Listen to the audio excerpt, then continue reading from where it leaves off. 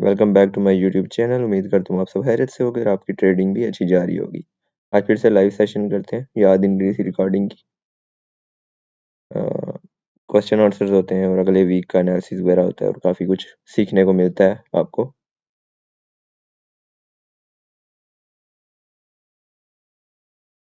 ये क्वेश्चन आया था लॉट साइज और पिप्स कैलकुलेशन। देखो, लॉट साइज और पिप्स कैलकुलेशन अगर आपको नहीं पता ना, मतलब आप क्यों ही ट्रेडिंग कर रहे हो। मैं समझाता हूँ। अब फॉर एग्जांपल यहाँ से इस जगह से सेलिंग की थी, ठीक है। ये लोअर टाइम फ्रेम पे आओ, आपको मैं समझाता हूँ।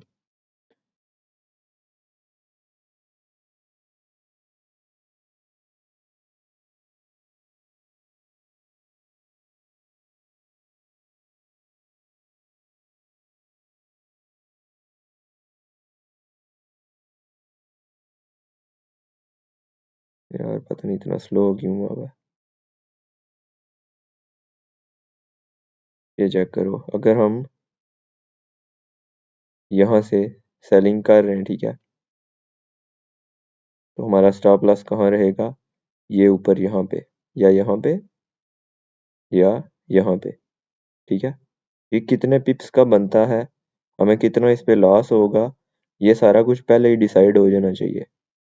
यहाँ पे तकरीबन 50 पिप्स का ना आपका स्टॉप लॉस बन रहा है, ठीक है। यहाँ से अगर मैंने थोड़ा और ऊपर से किया था तो 40 पिप्स का बन रहा था, ठीक है,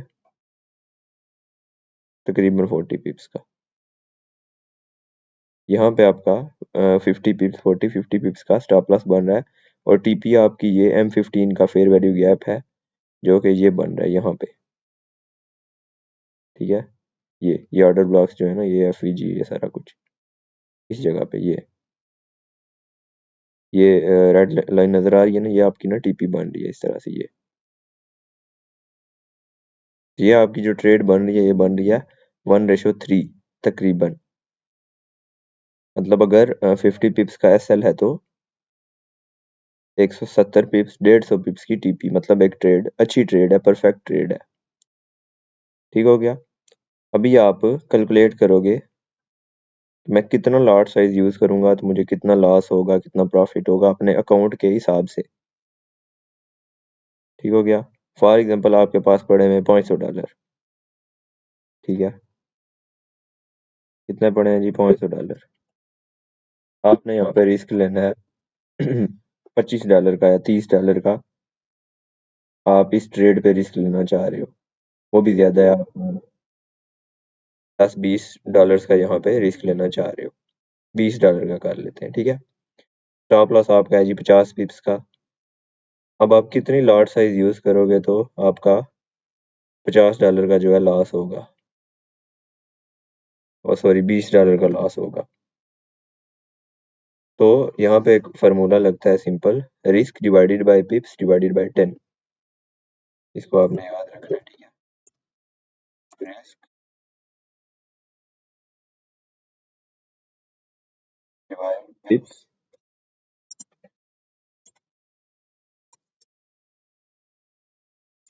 10, ठीक है। तो आपका ना लॉट साइज निकल के आ जाएगा कि मैं कितना लॉट साइज यूज करूंगा तो मुझे $20 जो है वो लॉस होगा, सही है। पिप्स कितने हैं? 50। 20 डिवाइड बाय पिप्स, तो हम यहाँ से कैलकुलेटर ओपन कर लेते हैं, ठीक है।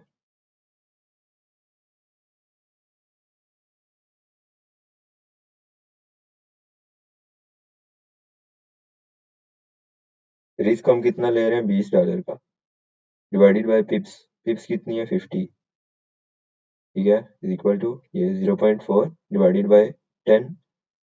ये अगर हम यहाँ पे 0.04 की लॉट लगाएंगे तो हमें $20 का जो है लॉस होगा, ठीक हो गया। और हमें टीपी कितनी मिलेगी? 3 गुना ज्यादा, 1:3। मतलब $60 की यहाँ पे 0.04 की अगर आप लॉट लगाओगे तो $20 का SL और $60 की टीपी। समझ आ गई? इस तरह से ना लॉट साइज कैलकुलेट करते हैं। CRT का टाइम देखना होता है ना। देखो CRT अगर 4 आवर की कैंडल देख रहे हो तो हमने एएम सेशन में ट्रेड करनी होती है, पीएम सेशन में ट्रेड नहीं करनी। हो गया कि जो भी कैंडल्स 4 आवर पे ना, तो सिंपल करके कौन ही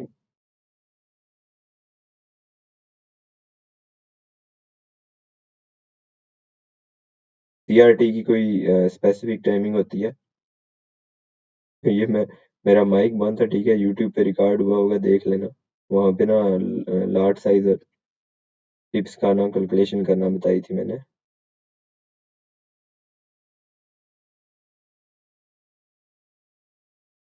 तो सीआरटी के बारे में पूछ रहे हैं, उसकी कोई स्पेसिफिक टाइमिंग होती है या नहीं।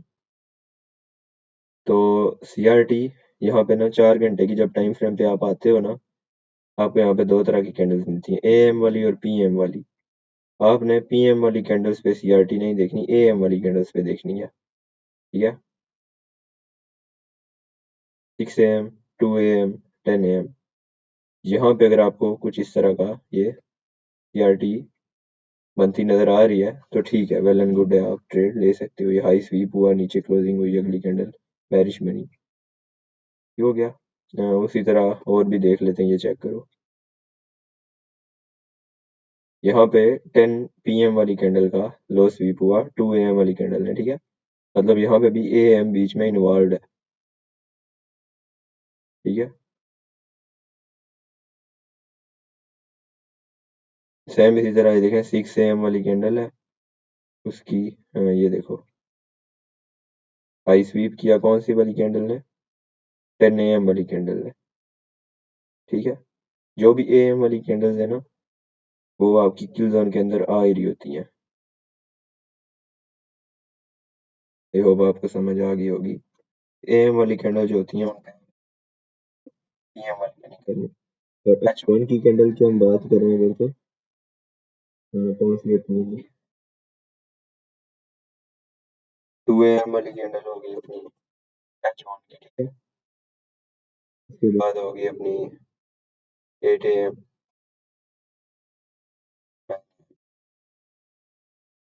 ये तीन कैंडल्स पे ना अक्सर ट्रेड्स बनती हैं, ये तीनों कैंडल्स। मैं भी आपको दिखा भी देता हूँ चार्ट पे।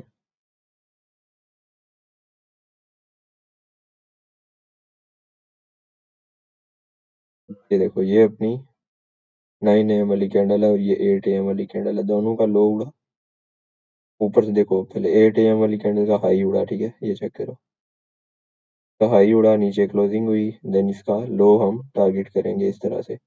ये इसका लो है, ये हमने टारगेट किया, ठीक हो गया। उसके बाद देखो 9 AM वाली कैंडल है, इसका लो गया, इसका हाई हम टारगेट करेंगे, ये दोनों प्ले हुई है, ठीक हो गया। देन उसके बाद ये चेक करो, 5 AM वाली कैंडल पे भी बन रही है, जो कि ठीक है, आप प्ले कर सकते हो, कोई इतना वो नहीं है। ये चेक करो, 2 AM वाली कैंडल है, लो गया, ये मतलब सीआरटी होती है, ठीक है। सिल्वर बुलेट और सीआरटी तकरीबन तकरीबन सेम ही चीज होती है, जिस तरीके से मैं प्ले करता हूँ, अदरवाइज सेम नहीं है। उसके बाद आप देखो इससे पीछे,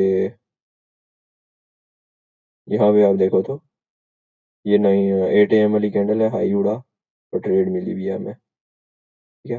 8 AM, 9 AM और 2 AM, ये इंपॉर्टेंट है, इनको इन पे आपने नजर रखनी है, आपको लाजमी ट्रेड मिलेगी।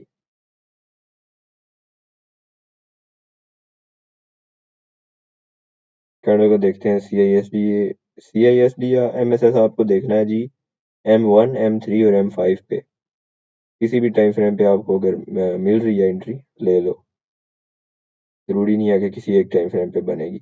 अब यहाँ पे देखो M3 पे आपका कहाँ पे ट्रेड बन रही है, यहाँ पे इस इन्वर्जन से आपकी ट्रेड बन रही है, जो कि ठीक है, वेल एंड गुड है। यहाँ से ट्रेड उठाओ, ये नीचे स्टॉप लॉस रखो, ये ऊपर टीपी रखो, ठीक है। 1:33 तकरीबन मिला। अगर आप M5 पे आगे देखोगे तो आपको कुछ और तरीके से ट्रेड मिलेगी। किस तरीके से मिलेगी मैं दिखाता हूँ, चेक करो। M5 पे अगर आप आए, M3 पे इन्वर्जन से मिल रही थी, M5 पे BPR से मिल रही है, यहाँ से ट्रेड उठाओगे, ये मतलब यहाँ पे जब विक बहुत बड़ी हो ना, तो आप इस तरह बॉडी पे रख लिया करो, क्योंकि हमें स्टॉप लॉस छोटा रखना है, हमें ज्यादा रिस्क नहीं लेना। और तय हिट तो होता रहे, कोई मसला नहीं है। अब यहाँ पे आप लेके जाओगे तो 100 पिप्स का स्टॉप लॉस बन रहा है, जो कि हमने नहीं लेना, हमने यहाँ पे 20 पिप्स का लेना है। उसके बाद M5 पे इस तरह की बन रही थी, M3 पे और तरह से बन रही है, ये चेक करो, और M1 पे थोड़ा सा और डिफरेंट तरीके से बन रही होगी, ये चेक करो। M1 पे आप यहाँ से भी ये जब इन्वर्जन बना, ठीक है, ये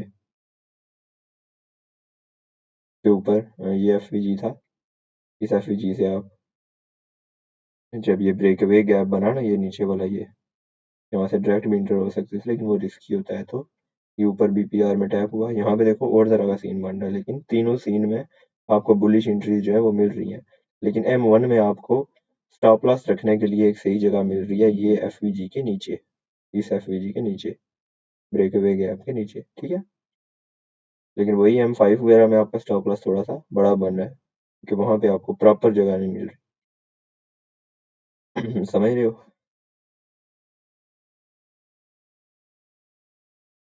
safe lot for 10K account, अभी तो मैंने बताया है, यूट्यूब पे देख लेना, कैलकुलेशन करना सिखाइए, ठीक है, कि आप अपने अकाउंट पे किस तरह से कर सकते हैं।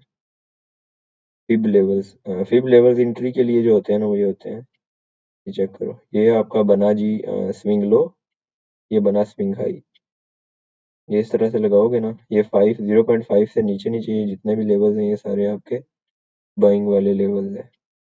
टारगेट किस तरह से फाइंड करते हैं?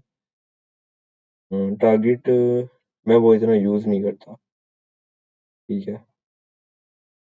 लास्ट मैनिपुलेशन लेग है ना, जैसा कि ये है, लास्ट पे लिक्विडिटी इस लेग ने स्वीप की हुई है यहाँ से यहाँ तक, ये सारी कैंडल्स हैं बेरिश, ठीक है। इस पे हम इस तरह से ना ये स्टैंडर्ड डेरिवेशन लगाएंगे, ऊपर हमारा टारगेट निकल के आ जाएगा कि यहाँ तक मार्केट जाएगी, ये देखो, उसके आसपास कोई ना कोई लिक्विडिटी होती है, तो आपको लिक्विडिटी टारगेट कर लो, ठीक हो गया।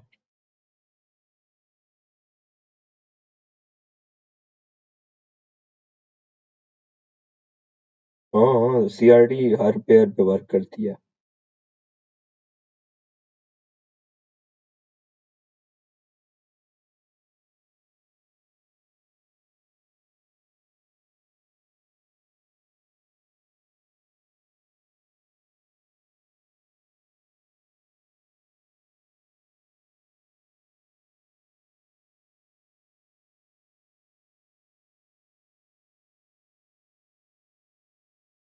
और जरा जी यही लिखा हुआ है, आवाज नहीं आ रही।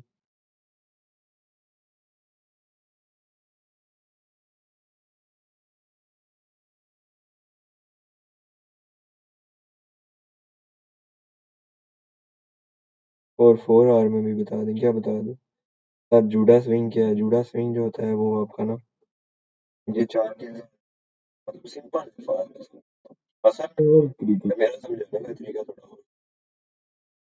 ये जो किल जोन के बाहर मूव आ रहे हैं ना, ठीक है, ये वाले, ये जो सेलिंग का मूव आया, इसमें जितने भी लोग ट्रैप हुए वो समझ लो जूडा स्विंग था। उसके बाद किल जोन ओपन हुई, एक रियल मूव आया, ये चेक करो, यहाँ पे ये जो बाय का मूव आया जूडा स्विंग था, देन ये सेल था, ये दोनों ही, जिन्होंने यहाँ से बाय किया उनका भी स्टॉप लॉस, जिन्होंने सेल किया उनका भी स्टॉप लॉस। किल जोन के अंदर अगर आप ट्रेड करो, आपको जूडा स्विंग से मसला नहीं होगा इतना। एसएमटी, एसएमटी जो होती है वो होती है जी अपना जी स्मार्ट मनी ट्रैप, है ना।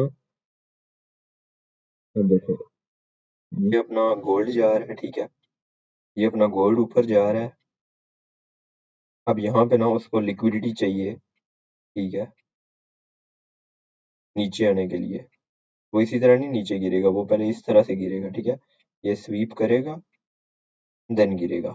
अब ये सबको पता चल गया है कि गोल्ड इस तरह से स्वीप करता है लिक्विडिटी, देन एमएसएस करता है, फिर गिरता है, लेकिन हर बार ऐसा नहीं होगा, सम टाइम क्या होगा, वो स्वीप ही नहीं करेगा, वो इसी तरह गिर जाएगा।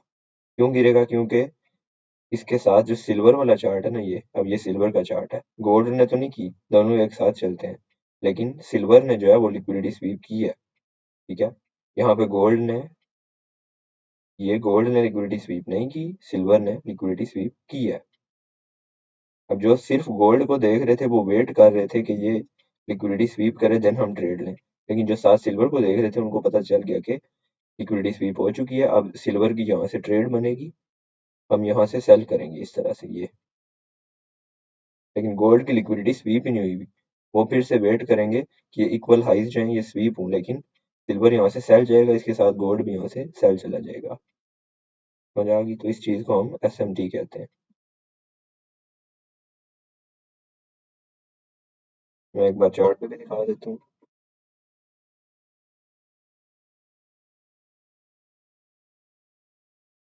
यहाँ पे देखो ना कि गोल्ड लिक्विडिटी स्वीप करने के बगैर गया हुआ है, तो समझ जाओ वहां पे SMT का ना कोई चक्कर जो है वो हुआ हुआ है।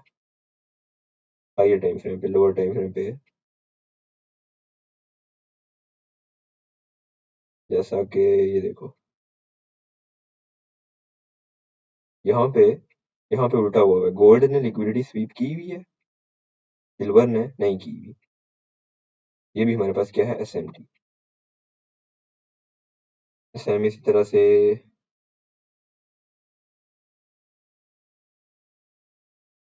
यहाँ पे देखो, गोल्ड ने ये लिक्विडिटी स्वीप की, कैंडल का लो लिया, सिल्वर ने नहीं लिया, ये चेक करो, ये भी हमारी SMT बन गई। जब भी आप ट्रेड लो तो एक बार इसको भी लाजमी देख लिया करो, अगर SMT बन गया तो कंफर्मेशन आपकी जो है वो डबल हो जाएगी।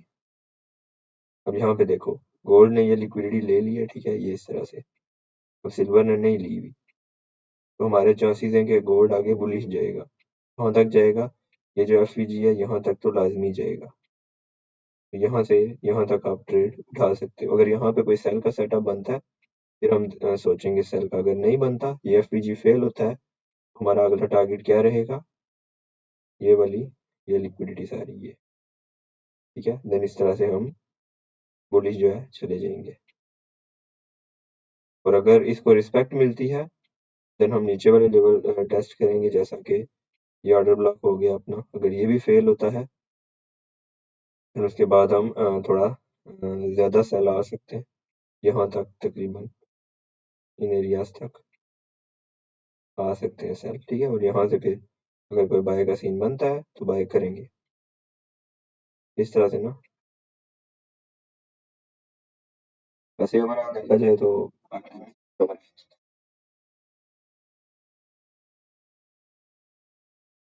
हो सकता है कि इस वाली जो कैंडल है ना इसके अंदर ही रहे, ना आगे ना पीछे, ये यहाँ पे भी देखो तो कुछ इस तरह का सीन ही है, नीचे FVG, ऊपर FVG। अब किसी एक को फेल होना पड़ेगा, दोनों ही फेल नहीं हुए। बुलिश जाना है तो इसको फेल हो गया इस तरह से ये, अगर बैरिश होना है तो इसको फेल करके ये, सही है।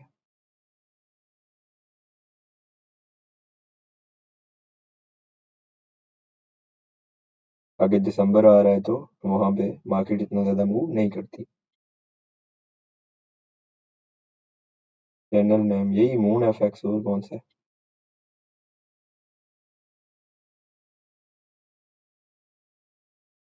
जरा एस एल जरा सही नहीं लगता, मार्केट SL लेके जितने आपके स्टॉप लॉस हिट होते हैं उतना सही है, ठीक है, बस लॉस होल्ड नहीं करना। छोटा सा स्टॉप लॉस लगाओ, हिट हो रहा है कोई मसला नहीं है, चाहे मूव मिस हो रहे हैं, जो मर्जी हो रहा है आपने, अगर यहाँ पे आप देखो, मैं बताता हूँ, ये ऑर्डर ब्लॉक था, ठीक है, ये ऑर्डर ब्लॉक था, यहाँ से आपने बाय किया, ठीक है, कहाँ से बाय किया? इस जगह से, यहाँ से आपने बाय किया ये, और ये नीचे आपने स्टॉप लॉस रखा, ठीक है, ये जस्ट हमारा 30 पिप्स का स्टॉप लॉस बन रहा है। अब ये स्टॉप लॉस हिट होके दोबारा ऊपर जा रही है, कोई मसला नहीं है, सही है। क्यों मसला नहीं है मैं आपको बताता हूँ। उसके बाद मार्केट ने आपको अगेन यहाँ पे सिल्वर बुलेट के टाइम पे मौका दिया, ये वाला, यहाँ पे आपका 30 पिप्स का ना स्टॉप लॉस हिट हुआ है, ठीक है, 40 पिप्स का कर लो, तो यहाँ पे आपका दोबारा से एक छोटा सा स्टॉप लॉस के साथ यहाँ पे M1 में अगर आप जाओ तो 30-40 पिप्स का ये स्टॉप लॉस, और टीपी आपने ये सारी उठाई इस तरह से। ये तकरीबन बन रही है 200 पिप्स की टीपी, ठीक है। 300 तक भी गई है लेकिन 200 पिप्स की है। अभी जो आपका स्टॉप लॉस 30-40 पिप्स का हिट हुआ है वो आपने यहाँ पे कवर कर लेना है, ठीक है। उसके बाद देखो आपने यहाँ पे सेल किया, यहाँ पे इस तरह से सेल किया था, और आपका स्टॉप लॉस क्या था, ये वाला, जस्ट ये। अगेन ये 40 पिप्स का स्टॉप लॉस बन रहा है। आपने जो 200 पिप्स की टीपी उठाई है, अगर आपका 40 पिप्स का स्टॉप लॉस होता है आपको कोई फर्क नहीं पड़ेगा, फिर से आपका स्टॉप लॉस हिट हुआ, ये स्टॉप लॉस आपका हिट हो गया, कोई मसला नहीं है। अगेन मार्केट ने आपको यहाँ से मौका दिया, इस जगह से आपने फिर से सेल किया, ये ऊपर स्टॉप लॉस था, और आप टीपी आपने कितनी लेनी है, यहाँ तक या यहाँ तक, ठीक है। 100-200 पिप्स आप फिर से साइड पे कर सकते हैं, ठीक हो गया। अगर आपके स्टॉप लॉस हिट हो रहे हैं 30-40 पिप्स के, बार बार हिट हो रहे हैं, होने दो, जस्ट एक ट्रेड लगानी है, ठीक है। तो प्रॉपर उसको होल्ड करना है। ये देखो ये ऑर्डर ब्लॉक था ना, फर्स्ट टीपी आपकी ये ऑर्डर ब्लॉक मार रही थी, फर्स्ट टीपी तक लो बस, बात खत्म। जितने स्टॉप लॉस हिट कराओगे उतना सही रहोगे। अगर आपने, अब मैं बताता हूँ आपको, अगर आपने यहाँ से सेल कर दिया, ठीक है, ये अब आपका स्टॉप लॉस जो है वो कितना बन रहा है, यहाँ से आपने सेल कर दिया, यहाँ से सेल की कोई तुक नहीं बनती, और स्टॉप लॉस आपका ना ये बन रहा है जाके, ये 400 पिप्स का। अभी आप देख रहे हो, सोच रहे हो, कितना इस तरह से सोच, ठीक है। 70 पिप्स गए आपके, 80 गए, 100 गए, 150 गए, इसी तरह फिर यहाँ पे मार्केट कंसोलिडेशन करना शुरू कर देगी, यहाँ कहीं पे आप क्लोज करोगे तो आपके 200 पिप्स जो है ना वो खराब हो जाएंगे, ठीक है। लेकिन आपने क्या करना है, अगर आपने यहाँ से सेल किया भी है, ठीक है, सेल किया भी है इस जगह से, तो आपका स्टॉप लॉस कितना होना चाहिए, जस्ट ये, ठीक है, ये 50 पिप्स का, बस। स्टॉप लॉस हिट हो गया, छोड़ दो, दोबारा फिर से मौका मिला आपको, किधर मौका मिला, यहाँ पे सेल करने का, ये CIST वगैरह हुई हुई है, ये चेक करो यहाँ पे, यहाँ पे आपको दोबारा सेल करने का मौका मिला, फिर आपका स्टॉप लॉस यहाँ पे कितना बन रहा है, तकरीबन 60 पिप्स का, और अभी आपने टीपी पूरी ये वाली ले ली, ये इक्वल लोज जो पड़े हुए थे यहाँ तक, ये तकरीबन आपके 400 पिप्स साइड पे हो गए। स्टॉप लॉस हिट करना अच्छी बात है, लेकिन उसको होल्ड करना कि अभी नीचे चली जाएगी, अभी नीचे चली जाएगी, वो गलत बात है।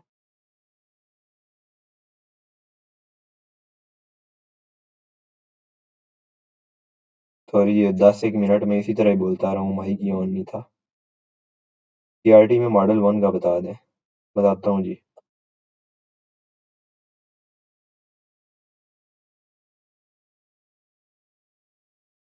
वैसे मैं मिसाल देता हूँ, ये CRT बनी ना आपकी, ठीक है, ये वाली कैंडल का ना हाई, CRT का हाई स्वीप हुआ, ठीक है, ये क्या है, CRT का हाई, CRT हाई, ये CRT हाई है, ये आपका CRT लो है, ये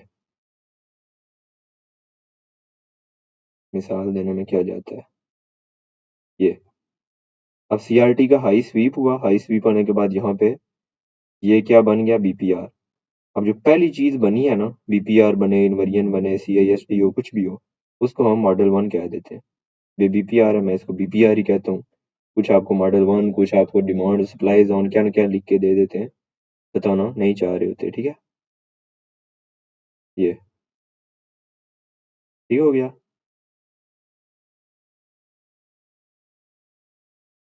ये आपका BPR जो बना मॉडल 1 है। अगर यहाँ पे CISD होती या सिर्फ FVG होता, उसको हम मॉडल 1 कहते, या ऑर्डर ब्लॉक होता, ब्रेकर ब्लॉक होता, कुछ भी होता। इंड्यूसमेंट और मेटिगेशन, एक मेटिगेशन ब्लॉक होता है और एक वो चीज होती है जिसको हम, ये कहते हैं, ये FVG है ना, इसमें मार्केट एक बार टैप हो चुकी है, अब दोबारा हम ये नहीं सोचेंगे कि दोबारा इसको लग के मार्केट जो है वो हमें बहुत अच्छा मूव देगी। एक बार मेटिगेट हो गया, बात है खत्म। उसके बाद ये चेक करो, ये भी मेटिगेट था, ये वाला भी रीबैलेंस रीडिलीवर्ड था, ठीक है, ये भी मेटिगेट हुआ हुआ था। जो अनमिटिगेट चीज़ें होती हैं ना, वहाँ से मार्केट जो है अक्सर चली जाती है, ठीक है। जो मिटिगेट होती हैं वहाँ से नहीं जाती। अब ये ऑर्डर ब्लॉक पड़ा हुआ था, ठीक है, ये वाला, इसमें जस्ट एक बार टैप हो रखी थी हल्की सी, ठीक है। फिर उसके बाद ये सारी स्वीप हुई, इंड्यूसमेंट, इंड्यूसमेंट ये होती है, ठीक है। ये एक बार हल्की सी यहाँ पे टैप हुई, देन ये इंड्यूसमेंट स्वीप हुई। यहाँ से जिन्होंने भी सेल किया हुआ था जल्दी में, वो सारे आउट हो गए, तो ये हमारी इंड्यूसमेंट जो है ये स्वीप हुई है। सेम इसी तरह हमारा ये ऑर्डर ब्लॉक जो मार्क किया है हमने, ठीक है, ये सारी, ये ऑर्डर, ये वाला ब्रेकर ब्लॉक, ऑर्डर ब्लॉक, ठीक है, एफवीजी के साथ लाइन कर रहा है। इससे पहले ही, इसके पहले ही ये देखो, यहाँ पे टैप होने से पहले और ये लिक्विडिटी स्वीप होने से पहले मार्केट जो है वो नीचे आई, तो ये उसने क्या किया, इंड्यूसमेंट क्रिएट की ये वाली, देन ये इंड्यूसमेंट स्वीप हुई एंड देन मार्केट जो है वो नीचे गई। इंडिकेटर नेम और सेटिंग बता दे। ये है जी इंडिकेटर का नाम और setting, ICT kill zones and pivots, और ये सारी सेटिंग है, स्क्रीनशॉट ले लो।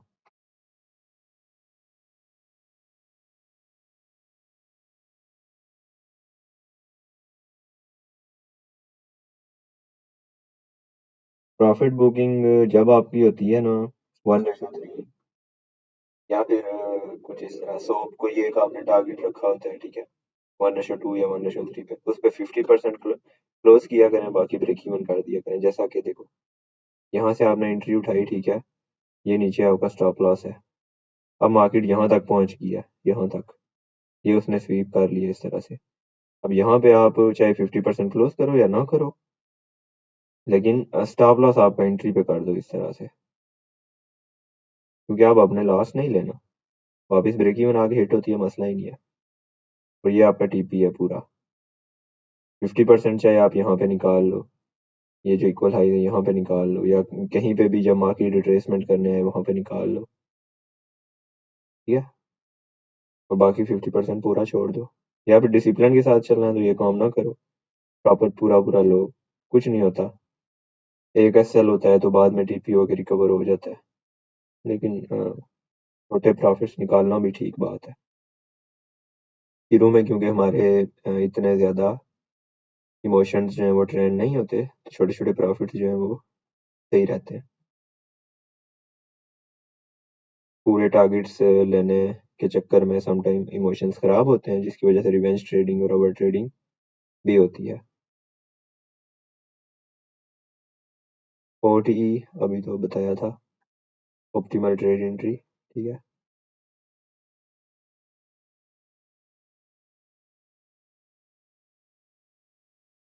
जब भी मार्केट सेक्टर शिफ्ट होता है ना, मार्केट दोबारा ओटीई में रिट्रेसमेंट कर दिया, देखो, liquidity SVEEP, market structure shift, ये मार्केट स्ट्रक्चर शिफ्ट हो गया है तो दोबारा मार्केट ओटीई में रिट्रेसमेंट करेगी। ओटीई क्या चीज़ होती है, यहाँ से यहाँ तक आप फिब लगाओगे, ये ये ओटीई होती है, ये जो डब्बा है ये वाला,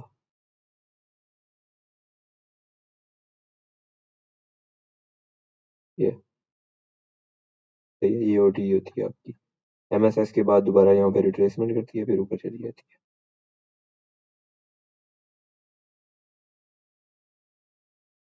फोर आवर की मैंने बताया है ना, सारी एएम वाली कैंडल्स, जितनी भी एएम वाली कैंडल है, 1 AM, 5 AM, 9 AM, 2 AM, 5 AM, 2 AM, 6 AM, 10 AM।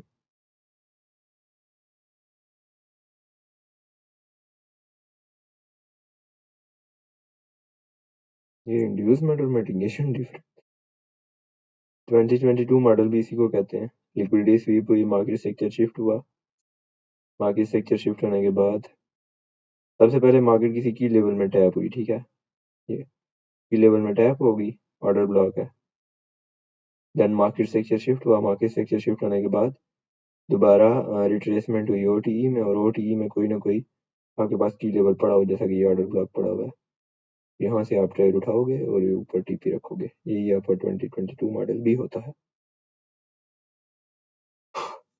Sir फंडिड account में फेज 1 के लिए कितना दिन मिलते हैं? अनलिमिटेड टाइम होता है जी, जितने मर्जी दिन में पास करो। Silver bullet CRD PO3 discount में फिर लगा के देखना जरूरी है। हाँ, जितनी कंफर्मेशन मिल रही हैं उतनी ऐड करो, अगर नहीं मिल रही कोई रहने दो। अब जैसा कि यहाँ पे देखो हमारे पास ये इन्वेरियन पड़ा हुआ है, ये इस तरह से। सबसे पहली मेन चीज है स्टॉप लॉस आपका छोटा बने, ठीक है। ये अब ये जो एंट्री आपकी बन रही है ना, बाकी सब ठीक है, ये टाइम के बाहर बन रही है, ठीक है। PM सेशन में बन रही है और PM सेशन में ट्रेड नहीं करनी चाहिए। यहाँ से आप लेते तो स्टॉप लॉस भी आपका देखो 150 पिप्स का बन रहा है, तो ये ट्रेड आपकी सही नहीं है। उसके बाद देखो यहाँ पे आपको दोबारा मौका मिला है, यहाँ पे ये इन्वर्जन है, ठीक है, ये ऑर्डर ब्लॉक है। अब यहाँ से आप अगर सेल कर, यहाँ से आप सेल कर रहे हो ना, यहाँ से तो आपका स्टॉप लॉस कितना बन रहा है? ठीक ठाक बड़ा बन रहा है। यहाँ पे मेन चीज होती है स्टॉप लॉस छोटा करना है, छोटे स्टॉप लॉस वाली एंट्री ले लो। उसके बाद ये जो एंट्री बन रही है इसका स्टॉप लॉस कितना बन रहा है? इसका स्टॉप लॉस इतना बड़ा नहीं है, देखो 30 to 40 पिप्स का है, तो ये हम लेंगे लेकिन ये वाली नहीं लेंगे, सही है। बस ये नोट किया करो, बाकी छोटी मोटी कंफर्मेशन अगर मिल रही है टाइम के साथ तो ले लो। स्टॉप लॉस 50 पिप्स से ऊपर नहीं होना चाहिए।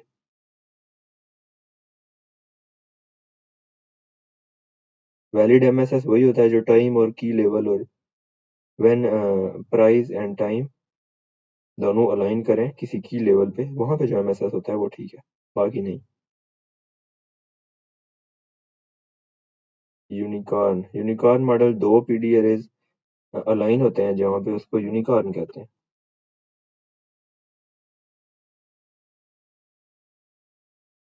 बाकी 1 मिनट रह गया है, 1 मिनट में क्या यूनिकॉर्न एक्सप्लेन करूं। जिसको लेनी है लाइव मेंटोरशिप, ठीक है, वो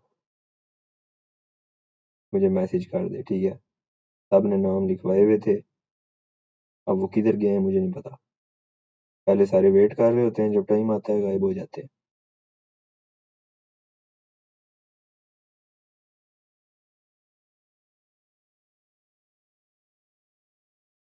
टिकटॉक वगैरह पे तो नाम लो, मेंटोरशिप का नाम लो, कोर्स का लो, व्हाट्सएप का लो, ज्वाइन का नाम लो, वो वीडियो उड़ा देते हैं, ठीक है।